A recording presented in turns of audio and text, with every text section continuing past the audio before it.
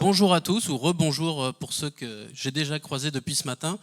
Alors nous allons lancer un nouveau grand débat autour de la donnée de santé à travers un titre « Valeurs en santé, les données, le nouvel Eldorado ». C'est vrai qu'aujourd'hui, avec le magma de solutions numériques qui émergent, la donnée devient essentielle et omniprésente sur plein de sujets, que ce soit au niveau de la recherche, de l'accompagnement des professionnels de santé, du suivi des patients, des enjeux aussi importants comme la sécurisation, la cybersécurité. Donc beaucoup de sujets qui sont importants, que ce soit à l'hôpital, en ville. Et donc on va aborder tous ces sujets avec différents intervenants qui vont pouvoir nous décrypter un petit peu tous ces usages. Donc nous avons le plaisir d'accueillir Anne-Sophie Bouy-Plagnard, qui est administrative de Numéum. Elle pourra nous présenter Numéum, qui est la première organisation professionnelle du numérique en France, qui est, pour ceux qui connaissent, l'ex-Syntec. La fusion de Syntec, voilà. De Sinov et de Tech in France. Voilà, exactement. Nous avons également Jean-Philippe Bertoccio, qui est CEO de la start-up Skesi et qui va aborder le sujet plus sur le côté patient, l'expérience patient, le suivi de toute la donnée autour des patients. Nous avons Bernard Castel, qui est fondateur et CEO chez Opsia et qui est un des pionniers sur tous ces sujets depuis de nombreuses années dans le numérique santé. Nous aurons également Sacha Illich, qui est directeur général chez IMS Network et qui est spécialisé justement dans la cybersécurité. Et enfin, Nemanja Milenkovic, qui est le directeur médical et des PIO chez CGDIM Santé. Donc je vous propose qu'on aborde déjà le sujet de manière assez simple. Chacun d'entre vous, si vous pouviez déjà me dire ce que vous inspire ce titre quand on parle de Eldorado autour des données de santé. Anne-Sophie, peut-être, si tu veux commencer. Merci Rémi. Alors, comme je te l'avais dit quand on a préparé le grand débat, le thème d'Eldorado, moi, il me plaît pas trop, parce que Eldorado, ça fait un peu Far West, ça fait un peu ruée vers l'or, et là, on parle quand même de données de santé, d'éthique, de gouvernance, et voilà, je trouve que c'est un terme qui est un petit peu dangereux, parce qu'effectivement, si on creuse un peu plus, oui, c'est un Eldorado, parce qu'il y a un potentiel énorme avec la donnée de santé pour améliorer la qualité des soins, pour la recherche, pour les politiques de santé publique. Mais avec Eldorado, on implique aussi le fait qu'il va y avoir de nombreux acteurs qui vont s'engouffrer dans ce domaine. Et donc un grand défi derrière tout ça qui va être de réglementer, de s'assurer qu'on est dans un cadre éthique, de s'assurer du consentement des patients, de leur information. Donc beaucoup d'enjeux aussi à la clé derrière ce mot Eldorado. Merci. Jean-Philippe, de ton côté, quel est ton regard sur quand on parle d'Eldorado autour de la donnée de santé ? Alors moi j'ai un regard un peu biaisé parce que j'ai quand même vécu moi dans l'Ouest américain et notamment au Texas, donc l'Eldorado ça me parle directement. Alors moi je suis complètement d'accord avec l'idée que en fait ça donne une image de ruée vers l'or, de la chasse à tout prix, etc. Mais en fait si on revient sur en y repensant sur l'histoire quand même du Far West américain et de l'arrivée de la course vers l'or, en fait l'or qu'ils ont fini par trouver c'est du pétrole. Plus que du minerai d'or. Et dans l'histoire du pétrole, il y a un truc qui est assez intéressant, c'est qu'au tout début, c'était pas si intéressant que ça. Ce qui l'a rendu extrêmement intéressant, c'est le fait d'être capable et de le raffiner, et de le puiser de façon correcte et efficiente. Et en fait, c'est exactement ça. Je pense que la donnée de santé, c'est exactement cette espèce de pétrole. Pendant très longtemps, c'est un truc qu'on a sous la main et on ne sait pas très bien quoi en faire, et ça devient utile à partir du moment où on est capable de le raffiner et de l'exploiter correctement. Et je pense que la donnée de santé, c'est ça. C'est la valeur de la donnée de santé, c'est pas uniquement le côté brut, ce pétrole brut, c'est le côté comment on va être capable de le raffiner, comment on va être capable de l'exploiter correctement et raisonnablement. Et je reviens sur l'image du pétrole, il faut le faire de façon très raisonnée et pas y aller à tout va et pas le cramer à tout va. Très belle analogie en tout cas. Bernard, de votre côté ? Alors moi, par contre, Eldorado, ça me plaît bien. Parce qu'en fait, ça correspond au fantasme total de tous les gens que je rencontre depuis maintenant, on va dire 2016, et qui sont sûrs d'être assis sur un tas d'or, mais personne ne sait où est l'or. Par contre, ils sont très jaloux de leurs données, et surtout, personne ne veut partager avec personne. Donc, je parle des territoires essentiellement. Et en fait, je m'intéresse aussi à l'alchimie. Et vous savez qu'en alchimie, on transforme le plomb en or. Et moi, ce qui m'intéresse, c'est de savoir où est le plomb. Parce qu'avant que ça devienne de l'or, il faut des datas, il faut aller les chercher, il faut aller les chercher là où elles sont, et ensuite, il faut permettre la transformation. Et donc là, on a un enjeu majeur. Avant même de savoir si le pétrole brûle ou pas, il va falloir trouver du pétrole. De ton côté, Desmania? Moi, je vous rejoins en fait tous dans l'idée. C'est vrai que ça paraît assez intéressant quand on dit Eldorado, parce qu'on a l'impression de découvrir quelque chose, alors qu'en réalité, les données de santé et puis la classification des données en tant que telles, c'est quelque chose qui existe depuis, le 19e siècle. Parce qu'il faut se le rappeler, hein, c'est un Français qui a posé les premiers principes de classification des maladies fin du 19e siècle, et l'OMS a repris ça, et donc derrière on est parti sur la structuration. Donc là, on structure la donnée depuis très longtemps, mais pas pour faire du soin, on structure de la donnée pour faire du médico-économique, donc pour être sûr de comment on dépense notre argent, est-ce qu'on dépense bien l'argent sur certains actes, certaines maladies, etc. Et donc en fait, moi je partirais plutôt sur, on a déjà du pétrole, on a déjà commencé à raffiner ça, mais on a différents types de carburant, je dirais. Et du carburant qui n'est pas forcément utilisable par tous les véhicules. Et l'idée, c'est de se dire comment on raffine ça sur une base un peu homogène, du samplon 98, du 95, du diesel, pour pouvoir l'utiliser au quotidien. Donc pour moi, il n'y a pas en fait de découverte. Les données sont effectivement là, comme tu le dis, hein, Bernard. On est sur un Far West, effectivement, parce que tout le monde raffine ça dans tous les sens, on essaie de l'exploiter, mais au final ça ne fonctionne pas, donc on en met dans un réservoir, puis on se rend compte que la voiture n'avance pas, ou tout du moins elle avance un certain nombre de kilomètres, puis derrière, quand on va refaire le plein, ça ne fonctionne toujours pas. Donc pour moi, j'ai l'impression qu'on redécouvre perpétuellement quelque chose, et qu'on a du mal en fait à se mettre d'accord sur comment on avance en fait ensemble. Et donc, je trouvais ça assez intéressant comme titre, l'Eldorado. Mais oui, voilà. Donc, c'est un titre pour faire débattre. Ouais. C'est parfait. Non, je trouvais ça super intéressant. Et donc, voilà, moi, j'ai plutôt un truc ultra mitigé avec mes collègues, où je me dis, en fait, on redécouvre rien. Il faut juste qu'on se mette d'accord comment on fait ça, en fait. Voilà. Et de votre côté, Sacha ? Pour répondre à cette question, ça crée deux défis chez nous. Alors le premier défi, c'est qu'on crée énormément de données. Hein. On a plus de 40% de croissance de données autour de la santé. Donc il faut qu'on amène des autoroutes de la santé. Il faut qu'on arrive à les sécuriser. Et puis le deuxième point, évidemment, c'est la cybersécurité. Donc l'ANSSI a publié très récemment que en fait, les événements, les incidents de cybersécurité avaient été multipliés par 3 ou par 4, et essentiellement sur l'exfiltration de la donnée. Alors, je ne sais pas si c'est un Eldorado, et ça doit l'être évidemment pour les patients, pour la recherche, mais ça l'est pour les cybermalveillants en tout cas. Voilà. Merci déjà pour cette petite introduction. Donc, quand j'ai échangé avec chacun d'entre vous, il y a un thème central qui est sorti, c'est cet enjeu de la qualification et de la structuration de la donnée. Déjà, Desmania, vous déployez beaucoup de solutions chez GEDIM. Comment justement vous faites en sorte que cette donnée soit bien structurée ? Alors ça c'est super intéressant. Donc c'est GEDIM Santé, pour rappel, hein, c'est à peu près 100 000 professionnels de santé. Et je dis professionnels de santé, c'est pas uniquement que des médecins spé. On équipe infirmiers, kinésithérapeutes, pharmaciens aussi. Et donc l'idée pour nous, c'est posée très rapidement. C'est comment on fait circuler de l'information entre nous. Alors je reviens et ça va me servir un peu de marotte hein, sur toute l'intervention. Si je reprends la classification internationale des maladies, je pense qu'il y aura des soignants dans la salle. Hein. Bonne chance pour aller coder quelque chose là-dedans, hein, pour être complètement honnête, puisque c'est pas assez granulaire pour du soin, ça reste quelque chose qui est ultra, on va dire, économique. Et donc nous, ce qu'on s'est dit dès le départ, il y a plus de 30 ans, parce qu'on a créé, on est détenteur d'une base qui collecte des données depuis plus d'une trentaine d'années auprès des médecins généralistes, médecins spécialistes. Donc l'idée pour nous était d'homogénéiser tout ça. Et donc ce qu'on a fait, c'est qu'on a créé une langue interne. Alors oui, je sais, c'est pas bien, parce qu'en fait, on est tous là pour se dire comment on parle ensemble. Mais pour rendre la structuration plus simple, il a fallu à un moment donné rationaliser tout ça. Et rationaliser tout ça, c'était de créer un premier patois, qui est un patois CGDIM, et qui nous permettait justement de rendre accessible ces structurations de façon beaucoup plus simple auprès des professionnels de santé. Et donc ensuite, charge à nous de traduire ce patois dans des langues que tout le monde utilise autour de nous.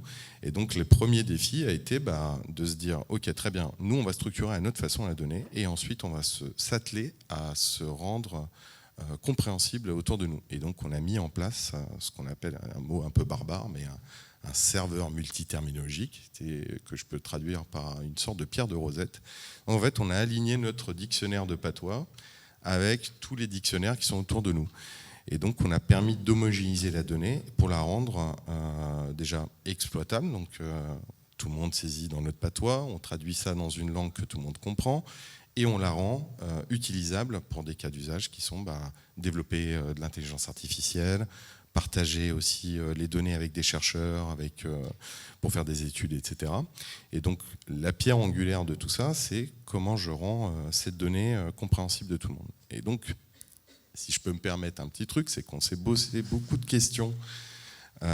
Si je reprends le Ségur sur comment on rend une syntaxe normée pour créer les bons tuyaux, comment ces tuyaux sont connectés de gauche à droite. Donc, typiquement, on redécouvre encore une fois la syntaxe.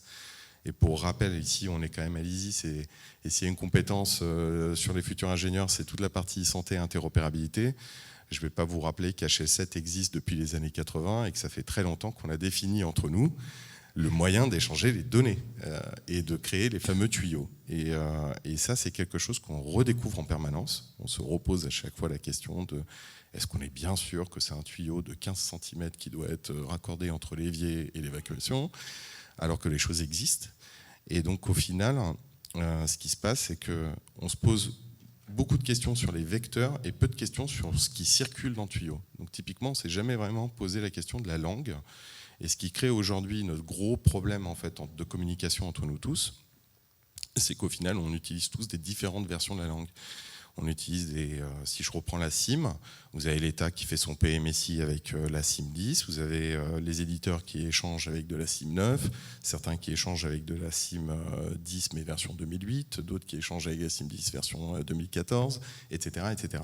Donc on crée en fait des biais sémantiques en permanence et au final on se rend incapable de parler entre nous. Et l'idée d'homogénéiser tout ça, c'est de demander tout simplement à notre régulateur, qui est peut-être l'ANS, qui au-delà de ça est le ministère de la Santé, de nous poser des règles simples en fait, et qu'on se concerte tout l'écosystème, que ce soit éditeur, utilisateur, donc professionnels de santé et l'État, et qu'on se dise, on a des règles, on a une grammaire, on a un langage avec des mots dédiés, etc. Et on s'y tient et on rend cette donnée qualitative et échangeable entre tout le monde. Et en fait, ça nous permettra demain de cranter sur les sujets qu'on évoque depuis hier, sur comment on fait de la prévention, comment on structure le parcours de soins du patient, comment on échange ensemble toutes ces informations. Donc commençons déjà par les bases, définissons notre langue et commençons à nous parler. Et si je peux me permettre un dernier truc, on se parle beaucoup depuis... J'écoute avec grande attention tout ce qui se dit.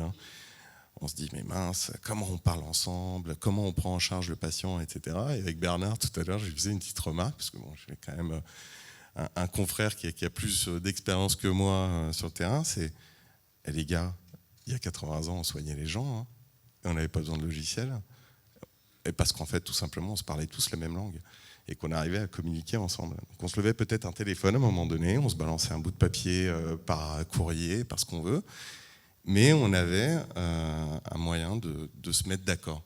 Aujourd'hui, ce qui nous complexifie le truc, c'est que on se met une brique au milieu technologique, qu'on n'arrive pas à aligner avec les bons langages, avec les bons éléments, et qu'on biaise en fait le discours en permanence. Mais il y a effectivement beaucoup de gens qui ont été soignés, qui sont sortis des hôpitaux, qui ont réussi à continuer à vivre de nombreuses années, plusieurs décennies en arrière. Donc au final, on se complexifie beaucoup de choses en mettant des briques où on n'arrive pas à se mettre d'accord dessus. Et c'est pour ça qu'aujourd'hui, on est tous ensemble en train de se dire, mais mon Dieu, comment on fait pour prendre en charge un patient? Comment... Mais du coup, face à cet enjeu, Bernard, on voit émerger de plus en plus d'entrepôts de données de santé, que ce soit à l'hôpital ou en médecine de ville. Récemment, il y en a eu plusieurs qui ont été lancés. Est-ce que c'est la solution pour répondre un peu à ce sujet de la qualification et structuration de la donnée? Alors, l'entrepôt de données de santé, c'est 1980, juste pour faire un petit retour en arrière. Donc, c'est pas un outil moderne. C'est juste une bonne idée qui permet de passer de l'IT, c'est-à-dire de l'informatique, vers le management de la data, et donc des données.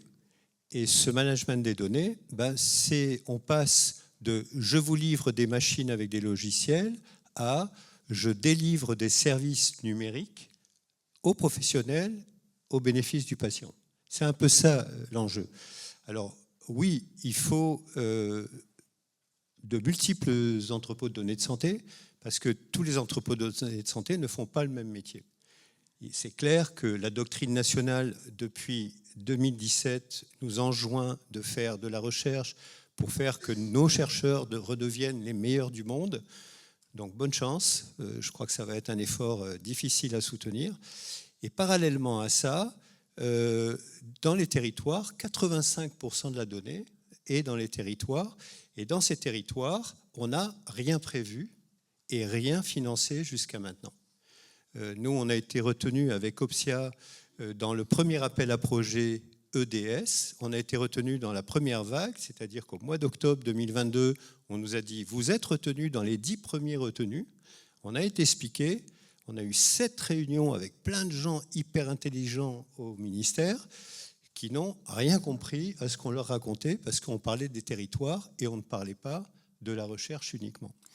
Donc oui, il faut des entrepôts de données de santé pour que les acteurs des territoires absorbent cette vague du numérique et de l'IA, parce que faire de l'IA, ça suppose avoir des données quand même, et qu'ils l'absorbent en y travaillant, c'est-à-dire en se l'appropriant et en comprenant, in fine, que la proposition de faire un Health Data Hub au niveau national, la proposition de faire des EDS régionaux de recherche assez poussés qui puissent faire des travaux intéressants, ça passe aussi par une participation fédérative de l'ensemble des territoires.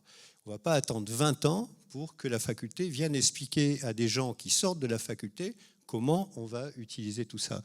Juste un petit exemple, je veux dire, n'importe qui aujourd'hui avec son smartphone peut s'organiser 15 jours à Rio de Janeiro sans rien demander à personne, juste sur son smartphone. On va imaginer qu'un certain nombre de médecins qui soient à Châlons, à Villefranche-sur-Saône, dans la Creuse, etc., sont parfaitement capables de comprendre un certain nombre de logiques pour des usages qui sont des usages primaires, c'est-à-dire fixés sur les parcours de soins. Pour ça que ces entrepôts de données de santé, que moi j'appelle les pôles data territoriaux, doivent se développer pour permettre justement une captation plus large, plus massive des données, pour servir à d'autres éléments dont on reparlera peut-être tout à l'heure. Une déclinaison dans les territoires qui doit être menée pour justement être efficace. Un sujet derrière ça, souvent la structuration de la donnée, Sacha, c'est la sécurisation de cette donnée. Du coup, comment faites-vous, vous, pour pouvoir accompagner les acteurs sur ce sujet ? Alors, on accompagne des acteurs, je dirais, publics et privés dans la sécurisation de la donnée. On le fait à plusieurs niveaux. Donc, dans un niveau de gouvernance, c'est important de bien connaître en fait les données sensibles. C'est ce qu'on met. Et on met en place des plans de sécurisation. Une fois qu'on a fait ça, on arrive évidemment à traiter en profondeur. On fait des business impact analysis, donc on voit tout le parcours de la donnée. On a parlé d'interopérabilité, donc on arrive à tracer ce parcours de la donnée, donc en mettant en fait de la même façon des plans de sécurisation. Et ensuite, évidemment, on teste en fait cette sécurisation. On fait des pen tests, donc les groupements hospitaliers et les entreprises pharmaceutiques nous demandent de vérifier cette sécurisation, et on met des éléments de protection suite aux résultats de ces différents tests.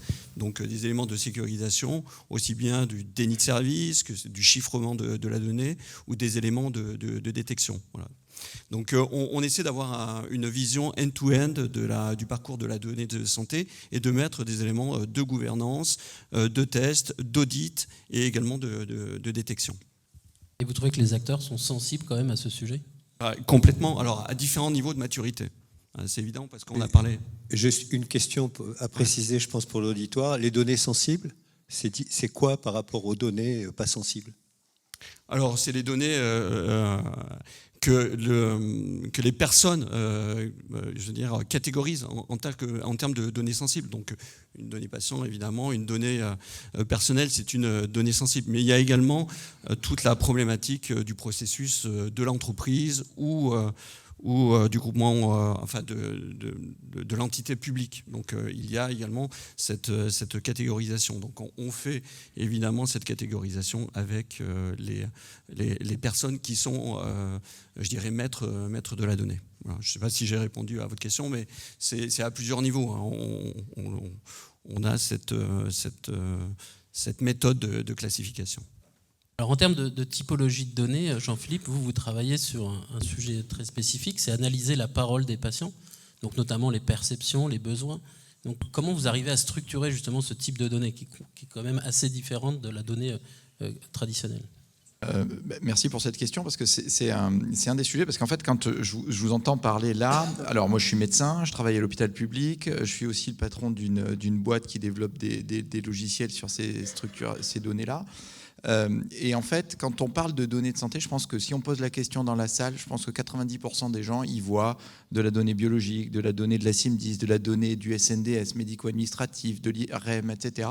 Et tout ça en disant, ça c'est de l'or, ça c'est de l'or.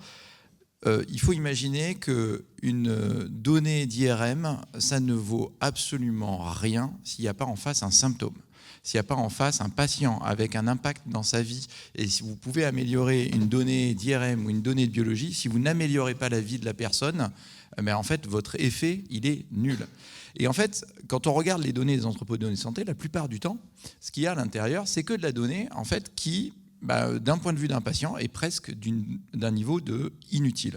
Parce qu'on ne mesure pas les choses qui sont importantes pour eux, c'est-à-dire qu'est-ce qui va améliorer leur qualité de vie, qu'est-ce qui a fait qu'ils vont aller mieux dans leur vie, qu'on a soulagé quelque chose, la raison initiale de pourquoi ils sont venus faire ce soin. La raison initiale, c'est parce qu'ils ont de la fièvre, c'est parce qu'ils ont une douleur, c'est parce qu'ils sont incapables de bouger un membre ou autre. Et c'est ça, en fait, le fondement. Et ça, c'est très rarement dans les données qu'on mesure. Et ça, c'est une partie de ce que vivent les patients. Mais l'autre partie de ce qu'ils vivent, c'est aussi comment ils ont été accueillis, comment est-ce qu'on a répondu à leurs besoins, est-ce qu'ils ont quelque chose qui a été développé, est-ce que le soin qui a été amené de la façon qu'ils attendaient.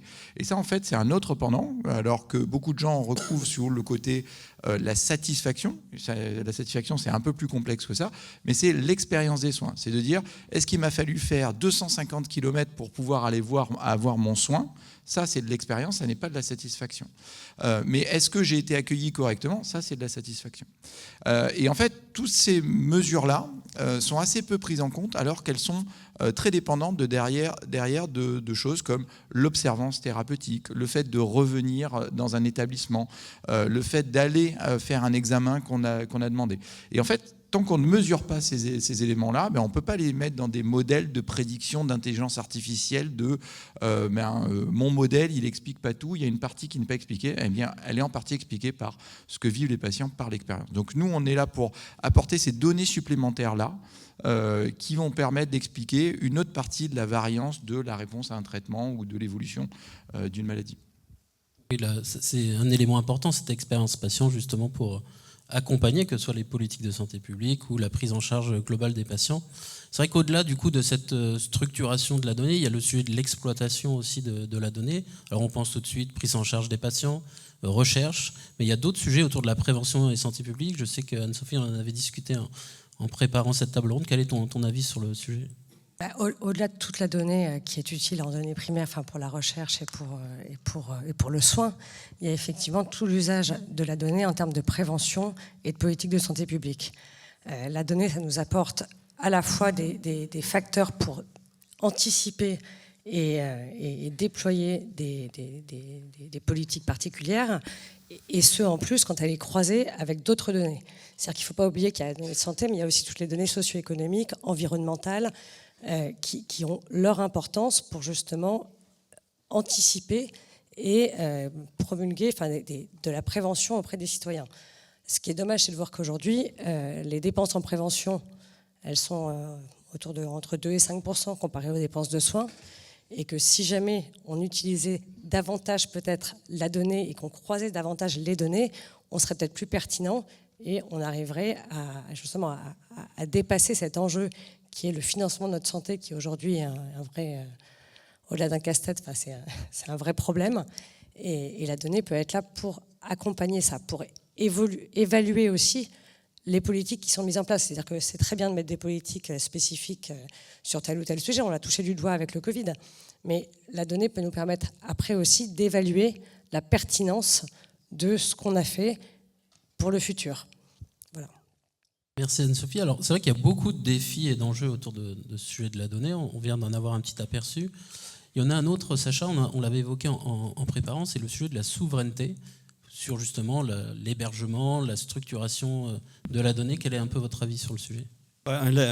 Aujourd'hui, dans la manipulation de la donnée, on est dans le monde numérique. Et le monde numérique, comme on le sait, est souvent dicté par des entreprises qui ne sont pas souveraines. Alors, plus particulièrement dans le monde de la donnée.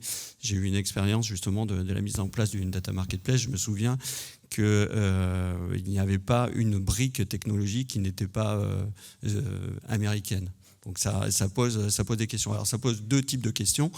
De toute manière, le cadre réglementaire, évidemment, parce qu'on a des réglementations extraterritoriales comme le Cloud Act. Donc c'est des choses qui évidemment qui pèsent, donc plus sur les entités publiques que sur les entités privées, et puis également d'un point de vue économique, puisque ces sociétés-là sont en capacité aujourd'hui d'augmenter leurs prix sans forcément qu'il y ait de contrepartie derrière. Donc on a besoin d'avoir une autonomie technologique.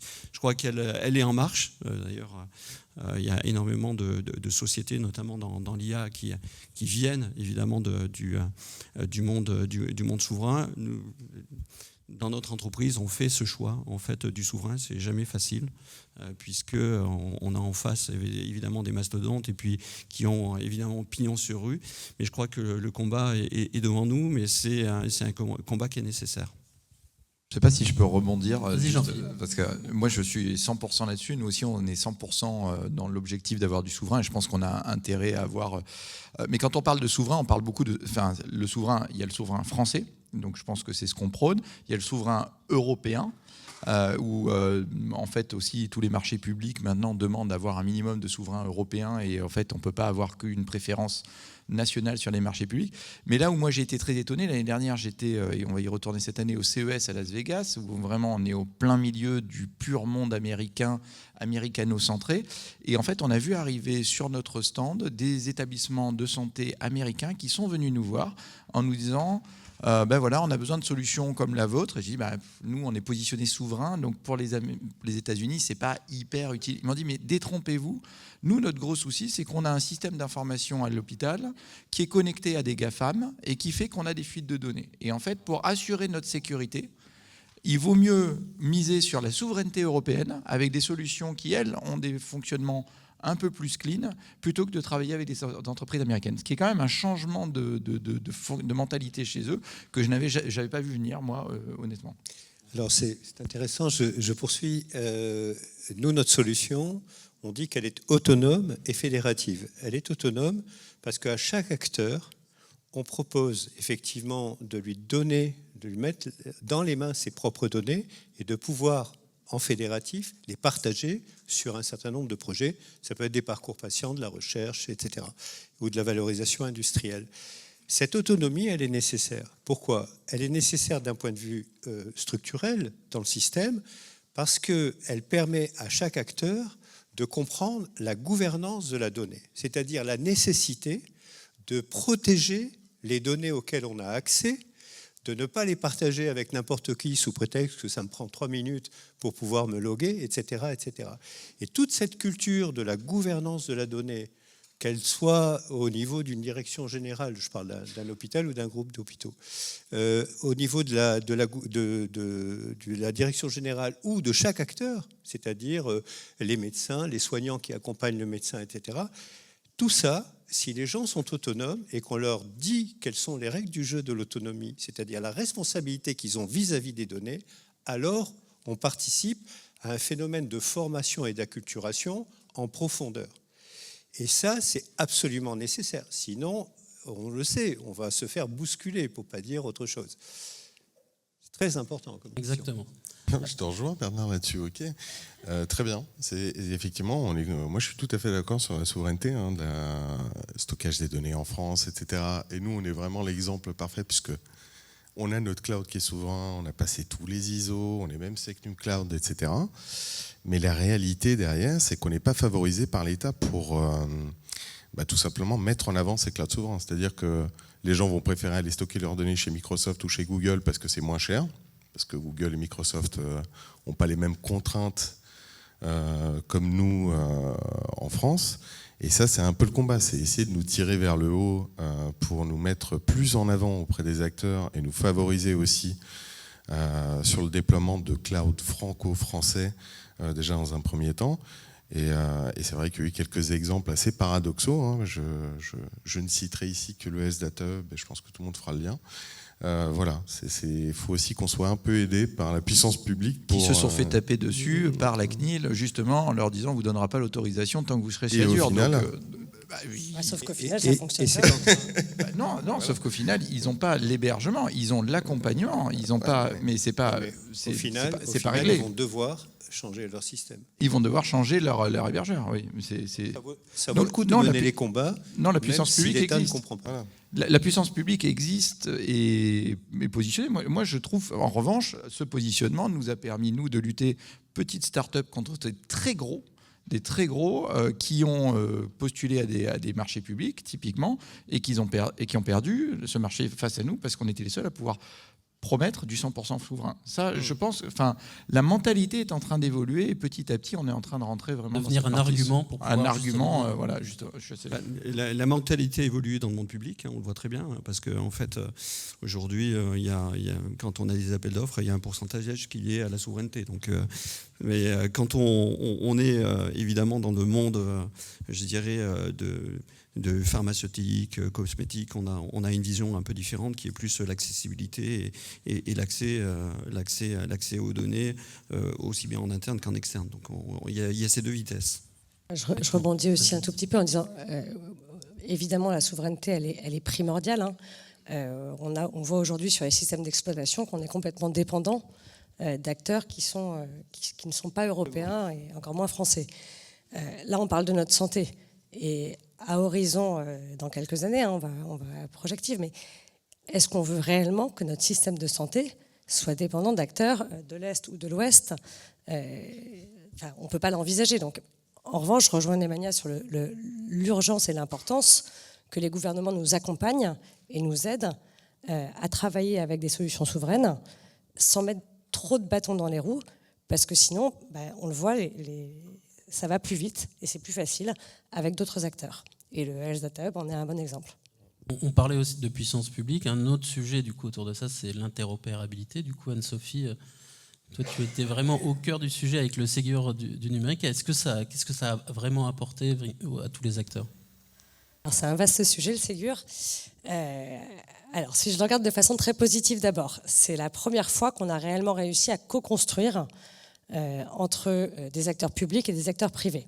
Donc ça, c'est un très bel exercice parce qu'on a à la fois construit donc avec les acteurs publics, mais aussi entre acteurs privés, concurrents. On a échangé ensemble, on a partagé et on a avancé pour faire un énorme pas en avant en termes de numérisation du secteur de la santé. On a réalisé en quelques mois, enfin quelques années, des choses énormes. On a dû les faire vite. On n'avait évidemment pas des roadmaps qui étaient vides. Hein. Tous les acteurs avaient des roadmaps qui étaient bien pleines. Et du jour au lendemain, on a dû tout arrêter pour dormir Ségur, manger Ségur, penser Ségur. Bref, ne faire que ça. Donc, on a dû mettre de côté un peu d'innovation chez certains, un peu de renforcement ou de rattrapage de dettes techniques chez d'autres. Et on l'a fait et on est fiers de l'avoir fait et d'avoir réussi. La vague 1 du Ségur, tout le monde dit qu'elle est derrière nous, qu'elle est terminée. Le point de vue des industriels, il est un peu différent. C'est-à-dire que la vague 1, pour nous, elle n'est pas terminée. Aujourd'hui, on paye encore les conséquences de cette vague 1. Parce qu'on a fait les développements pour être certifiés, pour avoir le stamp Ségur, mais on a dû les faire parfois un peu trop vite ou parfois sans tenir compte de l'UX, de l'UI, de l'usage des professionnels de santé. Et donc, on a une adoption derrière qui n'est pas parfaite.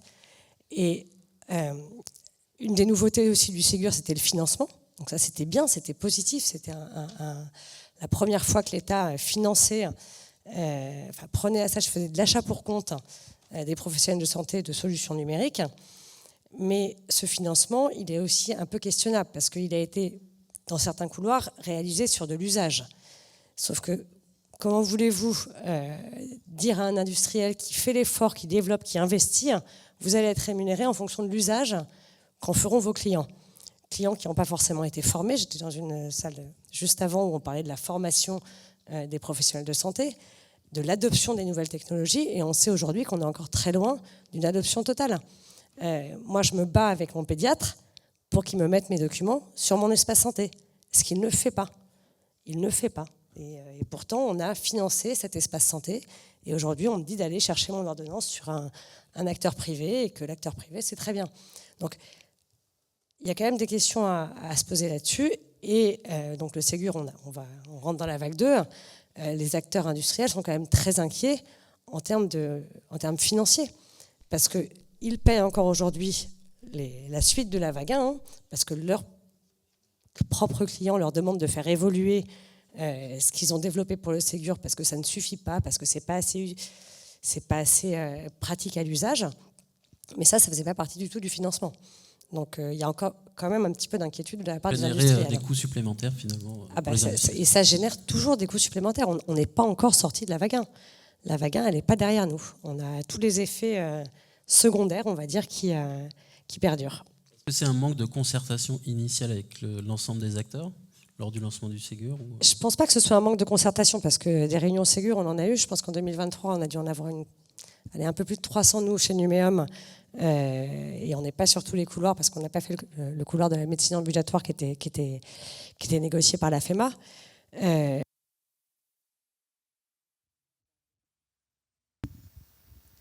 Allô ? Ouais. Il y a eu de la concertation. Mon temps de parole était écoulé. Non, c'est juste que développer un système, faire évoluer des logiciels pour permettre de l'interopérabilité, et ça, on l'a fait et c'est très bien, c'est génial. Sauf que derrière, il y a l'utilisateur. Et l'utilisateur, c'est le professionnel de santé.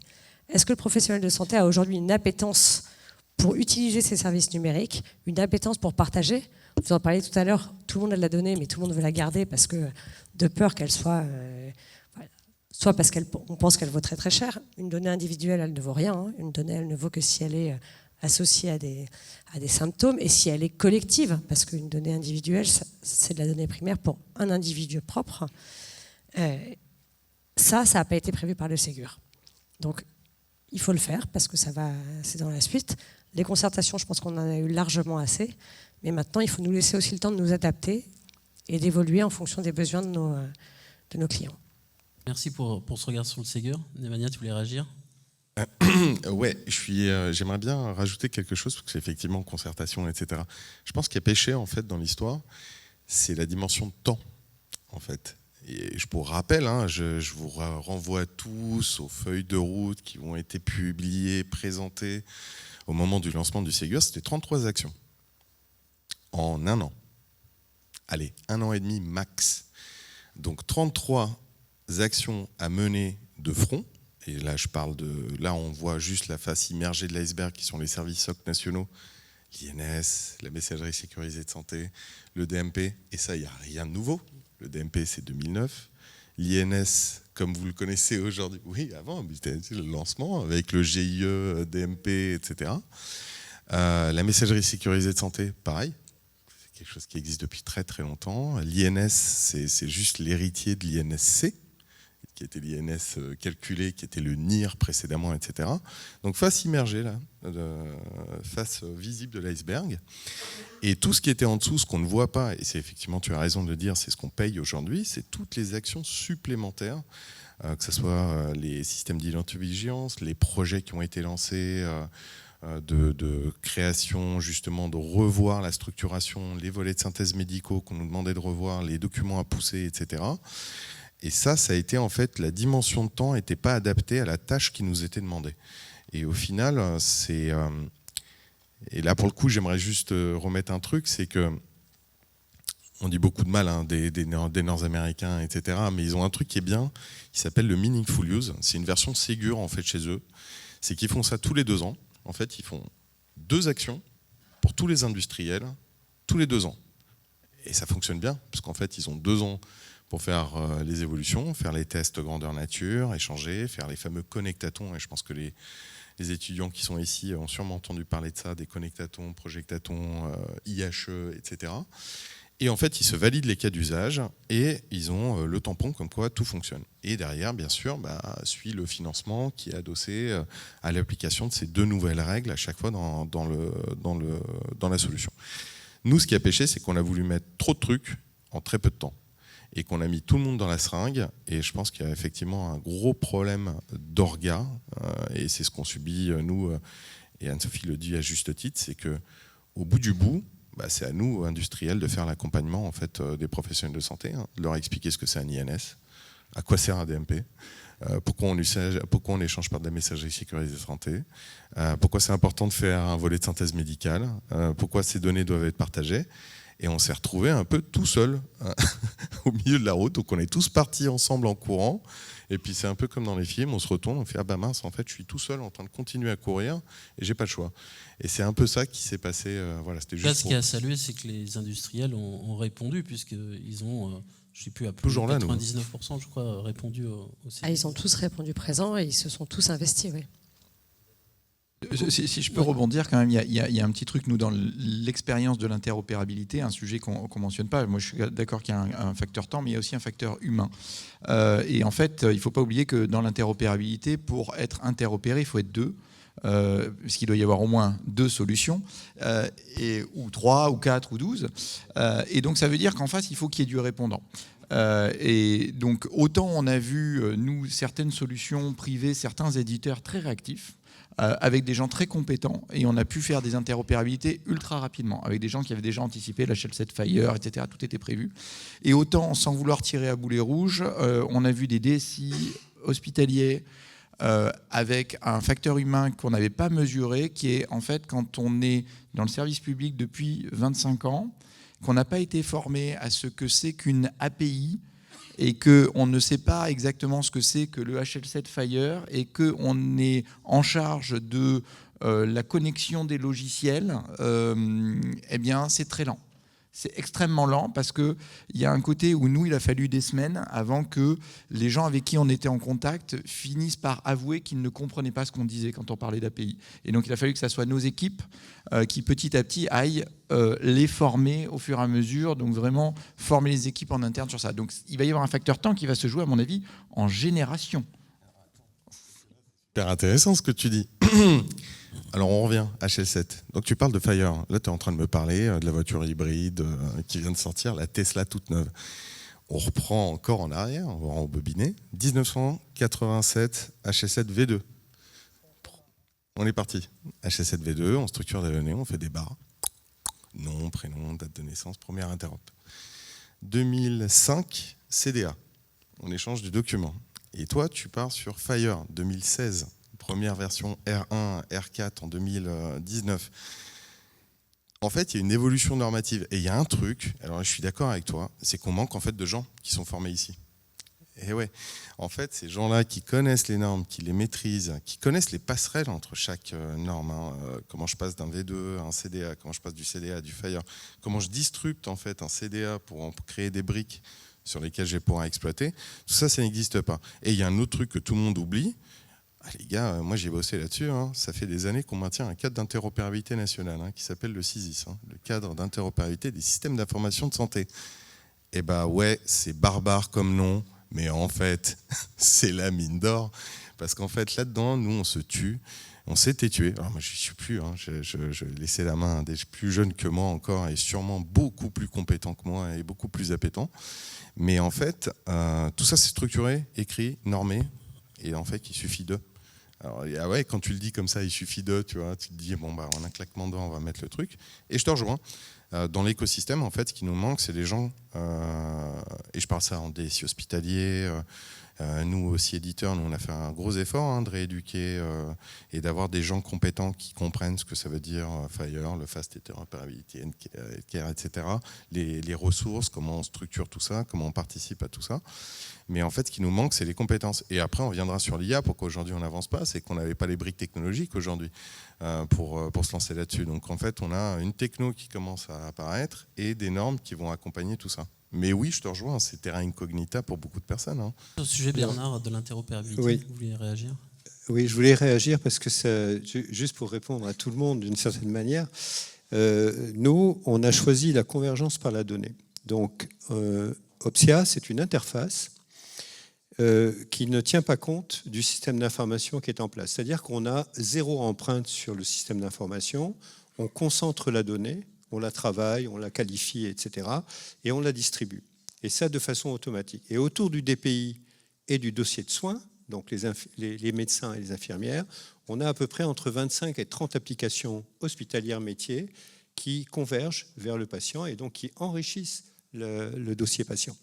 Et donc qui permettent effectivement l'imagerie, la bio, la génétique, etc., etc.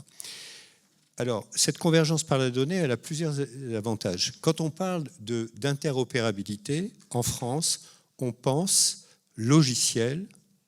Donc, on va mettre le même logiciel à tout le monde et vous allez voir, tout le monde va pouvoir travailler. Ça ne marche pas. Quand ça marche, c'est très long, très coûteux et ça va nous faire prendre 10 ou 20 ans à coût de milliards. Parce que là, il ne s'agit pas de dizaines de millions. C'est des milliards. La convergence par la donnée, ça permet de shunter toutes ces contraintes-là. Juste, nous par exemple, on est un orchestrateur FHIR. C'est-à-dire qu'on peut se mettre, on a 22 hôpitaux aujourd'hui. Les hôpitaux sont en HL7, ils sont en FHIR ou ils ne sont pas du tout, d'accord? De toute façon, on orchestre. On prend la donnée, on la rend compatible, elle est FHIR et elle est utilisable. Voilà, sur 22 hôpitaux aujourd'hui, j'espère beaucoup plus demain. Donc du coup, on a cette capacité d'accélération sans disruption technologique et en revenant sur la sécurité et la cybersécurité en particulier, c'est que le concentrateur récupère les données, les sécurise en temps réel, c'est-à-dire avec un rafraîchissement tous les quarts d'heure, ce qui fait que même quand on est attaqué ou qu'on veut changer de logiciel, dossier patient par exemple, on n'a plus besoin de se préoccuper de la restauration des données des 5 ou 10 ans qui viennent de passer et dont on a besoin pour faire des historiques de la recherche ou d'autres valorisations. Un mot, Anne-Sophie? Non, c'était juste pour répondre à Nemanja et faire une petite page de pub parce que j'étais à l'atelier précédent ce matin sur l'information et la formation. Et Solène Vokang de AccureCare, justement une start-up qui est, ou une société, peut-être pas start-up, mais qui est là-dessus. Et je pense que c'est très intéressant ce qu'elle fait et que certains devraient regarder. Merci. Alors, on l'a un petit peu évoqué. Je ne la connais pas. Cybersécurité, cybermalveillance. On voit émerger aussi des programmes, comme le programme CARE par exemple. À votre avis, Sacha, est-ce que les acteurs ils sont suffisamment mobilisés? On a vu encore le dernier rapport de l'ANSSI qui pointait le volume d'attaques qu'il y a de plus en plus grand chez les acteurs de santé. Est-ce qu'ils sont assez mobilisés à travers ces programmes? Il y a différents niveaux de maturité, on en a parlé. C'est vrai que quand on est dans un groupe pharmaceutique, la security by design, c'est un basique. Donc l'API, même la convergence de la donnée, on maîtrise complètement. Donc ces éléments de sécurisation, que ce soit au niveau de la donnée, au niveau du système d'information, mais même plus globalement au niveau de la transmission, c'est complètement maîtrisé. Quand on rentre dans des organisations publiques, c'est un peu plus compliqué. On l'a dit, sur l'organisation, sur la connaissance, même sur la manière dont la donnée transite dans le système d'information des groupements hospitaliers, c'est très complexe. Et quand on descend en plus dans un étage, c'est encore plus délicat. On parle des laboratoires d'analyse. Aujourd'hui, les systèmes d'information sont sont quand même très, très complexes. Alors, je dirais pas très complexes, mais en tout cas très, très peu maîtrisés. Donc imaginez la cybersécurité. Donc France 2030, les programmes CARE, ça aide en fait ces organisations publiques, certaines organisations publiques. Maintenant, ça ne va, par capillarité, ça ne va pas forcément dans toutes les étapes, hein, et notamment comme les laboratoires d'analyse. Donc on voit des émergences de groupements d'initiatives publiques. Donc nous, on travaille par exemple pour l'enseignement et la recherche française, hein, les réseaux de télécommunications, Renater, qui se veut aujourd'hui un groupement d'initiatives publiques qui offre des services à leurs évidemment adhérents. C'est également les régions, c'est les départements qui s'organisent autour de tout ça. Donc on est plutôt positif par rapport à ça, hein. La cybersécurité, maintenant tout le monde en parle. Et je pense que c'est quelque chose qui est très marqué et qui est intégré en fait dans l'exploitation de la donnée, même dans l'exploitation en fait des processus de santé. Alors, un autre enjeu qu'on a un petit peu évoqué rapidement, c'est tout ce qui est autour de la réglementation, finalement du réglementaire. Jean-Philippe, vous êtes sur de la donnée patient. Est-ce qu'aujourd'hui, il y a un cadre suffisamment propice pour respecter les droits des patients, le consentement, tous ces sujets-là ? Oui, je vais me permettre juste de rebondir sur le sujet d'avant, parce qu'en fait, il y a encore une dichotomie qu'on mesure assez mal, mais ça va aussi dans le sens du réglementaire. Typiquement, pour donner une expérience vécue, pour que les gens mesurent le concret, nous, on collecte de la donnée, et donc la CNIL et la réglementation imposent des structurations d'accès à la donnée avec de l'authentification à double facteur ou des mots de passe forts avec 12 caractères extrêmement complexes, et moi, je suis un phobique du mot de passe. Donc, on a tout ça en place, avec des applications ProSanté Connect, etc. Enfin, tout ce qu'il faut. Et un jour, on fait une mise en place dans un service hospitalier pour leur dire voilà comment ça va se passer, l'utilisation du logiciel, etc. Et on se retrouve avec des infirmières très dévouées, très impliquées dans le projet, etc., qui n'arrivaient pas à allumer l'ordinateur. Là-dessus, on fait appel au service informatique, ça s'appelle un service informatique à l'hôpital public, service informatique qui arrive très énervé et qui leur explique, il leur dit mais depuis le temps qu'on vous dit qu'il faut mettre un post-it sur l'écran avec le mot de passe. Vous voyez, donc il y a deux mondes. Il y a le monde de ce qu'on fait, de ce qui nous est demandé réglementairement parlant, et il y a la vie réelle dans les services et de comment ça se passe. Et en fait, ces failles de sécurité qui existent là, c'est le vrai monde, et elles viennent dans des endroits parfois qu'on imagine, qui sont hyper bienveillants. Hein, mais le problème de la vie réelle, c'est le hacking. Oui. C'est-à-dire que c'est les 30 cm entre le clavier et la chaise, quoi. Voilà, c'est ça. C'est comme le code de la route. C'est-à-dire, si tu veux rouler à gauche, c'est open, mais tu vas avoir des problèmes. Oui, non, mais ça, on est tous d'accord sur les conséquences de ce qui peut arriver là. Mais en fait, l'usage des professionnels dans les centres, en fait, est constamment en train d'être dévoyé. Hein. Nous, on a une solution de téléexpertise où les gens doivent se loguer sur la plateforme pour qu'on identifie bien, que s'assure bien que c'est bien eux.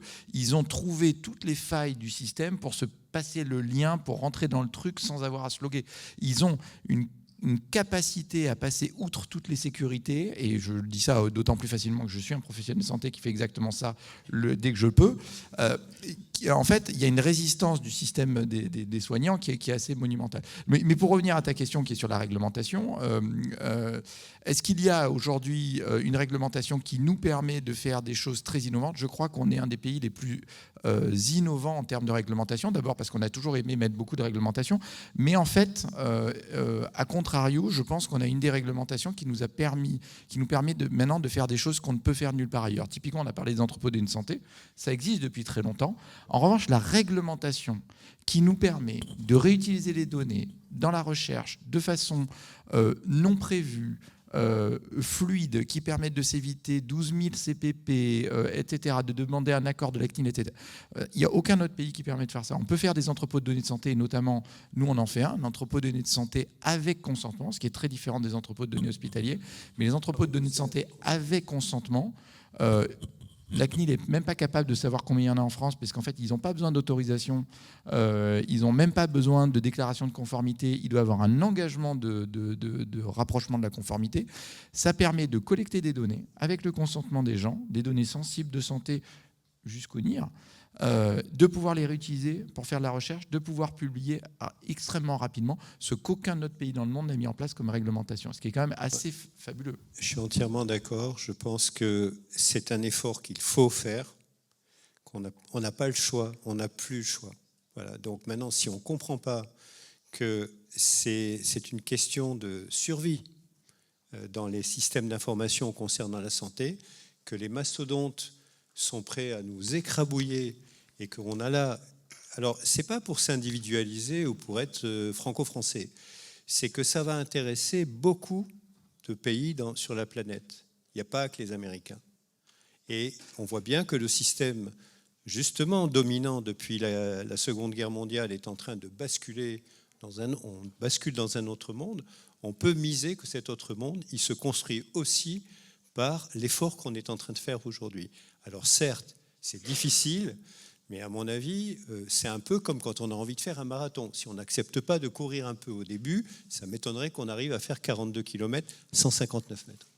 Alors la réglementation, tu nous as dit qu'il y avait un cadre propice dans un certain cas, mais il y a aussi, ça peut être perçu comme un frein à l'innovation des manières. On voit la multitude me lance pas sur le sujet là. AI Act, DM Act, etc. Enfin, la multiplication des règlements, est-ce que qui des fois ne sont pas compatibles entre eux d'ailleurs. Donc, est-ce que c'est un vrai frein aujourd'hui à l'innovation autour des données de santé? Alors, j'entends. Hein.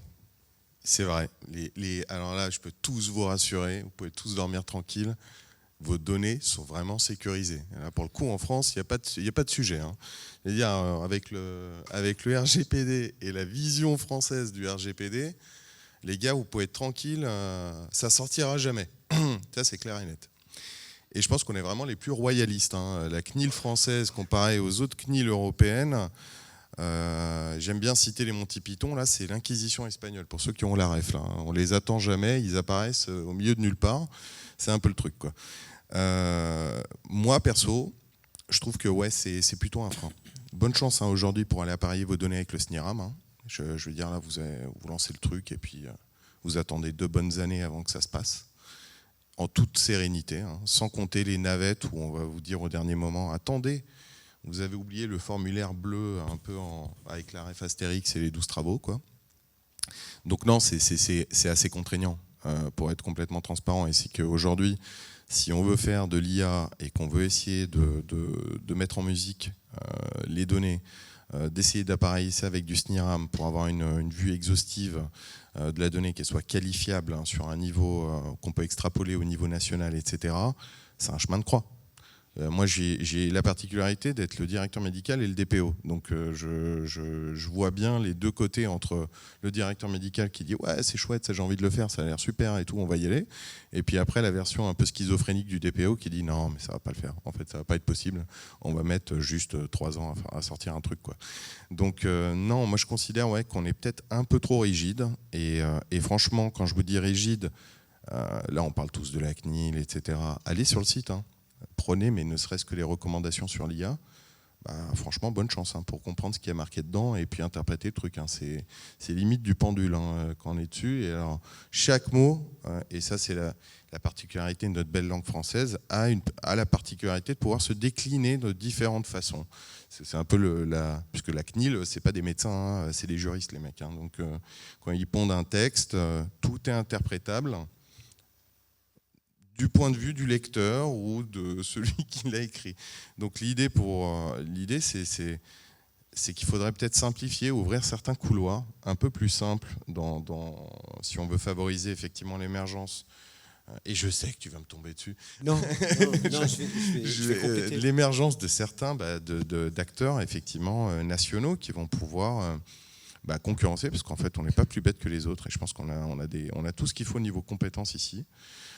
Pour aller déloger de très grands acteurs internationaux sur le domaine de l'IA. Mais le problème, c'est qu'on se met en permanence des bâtons dans les roues d'un point de vue juridique, sur une interprétation des textes, de la législation, etc. Et ça consomme un temps, mais colossal. Voilà. Je vous propose de conclure avec vos dernières même que c'est factuel, hein, je crois que le nombre d'études a largement diminué ces dernières années, ça a complètement droppé. Et donc ça prouve quand même que l'accès à la donnée est complexe. Bernard, Alors vous vouliez oui, réagir? oui, et puis je vais reprendre une idée qui a été émise par Philippe Elsaïr, c'est le DG du CHU de Nantes, qui a poussé un cri d'alarme il y a à peu près 1 mois et demi, parce qu'il y a une disposition réglementaire en France, et notamment dans la santé, enfin, qui concerne les hôpitaux, mais pas que, hein, et qui s'appelle des territoires d'expérimentation. C'est-à-dire qu'on peut très bien choisir un territoire et lui enlever toutes les contraintes institutionnelles, réglementaires, etc., autant qu'on veut. C'est-à-dire qu'on peut aller jusqu'à détruire toute la réglementation nationale dans ce territoire parce qu'on va faire des choix. Et donc, il a demandé de façon très factuelle, et notamment sur la gestion de la donnée, puisqu'il y a des discussions entre le HDH national et les entrepôts de données de santé de recherche régionaux, dans l'appel à projet des EDS, et il a dit, mais pourquoi on ne prend pas cette disposition, enfin il a dit, mais j'imagine qu'il agit derrière, pour essayer de faire en sorte qu'on ait une dizaine ou une vingtaine de territoires seulement, d'expérimentation, où on lève un certain nombre de contraintes et où on teste in vivo ce que l'on a envie de tester. Parce que ce qui nous manque beaucoup, et ça c'est un complexe français, c'est qu'on a l'art du raffinage du concept jusqu'au bout du bout du bout. C'est-à-dire que quand on fait des avions intercontinentaux, on fait des Concorde. Voilà. Et ça devient des Concorde et ça finit comme des Concorde. Merci beaucoup pour vos échanges. Anne-Sophie, tu voulais... J'aimerais juste rajouter un petit point sur la récente sortie de la stratégie nationale des données de santé. Nous, en tant qu'industriels, on n'est pas partie prenante. Et ça, c'est un vrai sujet pour justement avancer. Quand le comité stratégique des données de santé a été créé en 2021, il y a 25 acteurs autour de la table, il n'y a pas un acteur privé. Et on en fait la demande, on l'avait fait à l'époque au niveau de l'adresse. Là, on a même sollicité 3 ministres avec 8 fédérations, donc le LEM, le SNITEM, l'AFCRO, enfin, et j'en passe, pour avoir notre place autour de la table, parce qu'on considère que c'est aussi une façon de faire avancer les choses. S'il n'y a pas les industriels qui sont les principaux utilisateurs aussi de ces données du SNDS, je ne vois pas comment on peut sortir des règles, comment on peut sortir des tarifications, comment on peut sortir des contrats. Et donc, on a une réponse, on va être auditionné et reçu la semaine prochaine par le cabinet du ministre. Mais voilà, je pense que c'est quelque chose qui est important.